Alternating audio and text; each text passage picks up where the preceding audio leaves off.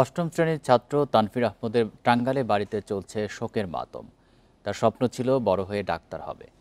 তার এমন অকাল মৃত্যু কোনোভাবেই মেনে নিতে পারছে না পরিবার। উত্তরার মাইলস্টোন স্কুল অ্যান্ড কলেজে বিমান দুর্ঘটনায় নিহত তানভীরের মৃত্যুতে শোকে স্তব্ধ তার স্বজনেরা।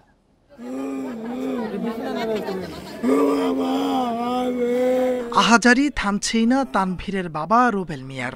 কোনো সান্ত্বনায় যেন থামাতে পারছে না তাকে।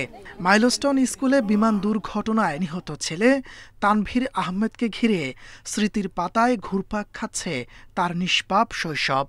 তানভীরের শৈশব কৈশোর যেখানে বড় হয়েছে, আমি দিয়াবাড়িতে প্রায় 12 বছর থাকি। তানভীরকে আমি 1 বছরের ওখানে নিয়ে গেছি। তানভীরের বন্ধু বান্ধবরা সবাই জীবিত। ক্লাস 8-এর শুধু তানভীর একাই, সবাই বের হয়ে গেছে। ও ক্লাস ক্যাপ্টেন, ওর দায়িত্ব পালন করতে গিয়ে ওর আজকে এই অবস্থা। তানভীরের স্বপ্ন ছিল বড় হয়ে ডাক্তার হবে। স্বজনরা জানান তানভীর সবসময় ব্যস্ত থাকত পড়াশোনা নিয়ে, এমনকি ছুটিতে বাড়ি গেলেও মনোযোগ থাকত পড়াশোনায়। তার অকাল মৃত্যুতে টাঙ্গাইলের মির্জাপুরের নগরভাত গ্রামে এখন শোকের মাতম। আমি চাই ওই বিমান কেন এখানে প্রশিক্ষণ দেওয়া হলো, এটার একটা বিচার করা দরকার। কেন ওই জায়গায় প্রশিক্ষণের জায়গা বেছে নেওয়া হলো, এটা সরকারের কাছে আমার আবেদন। পিতার কাঁধে নয়, গোটা জাতির কাঁধে এখন সন্তানের লাশ। সহমর্মিতা আর সময়ই কেবল মুক্তি দিতে পারে এই চরম মানসিক বিপর্যয় থেকে।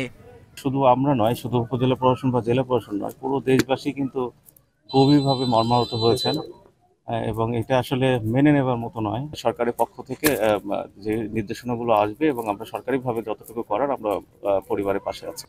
একই চিত্র লক্ষ্মীপুরের বশিকপুর এবং সোনাপুরে নিহত সপ্তম শ্রেণীর শিক্ষার্থী সায়ান ইউসুফ ও আফনান ফায়াজের বাড়িতে।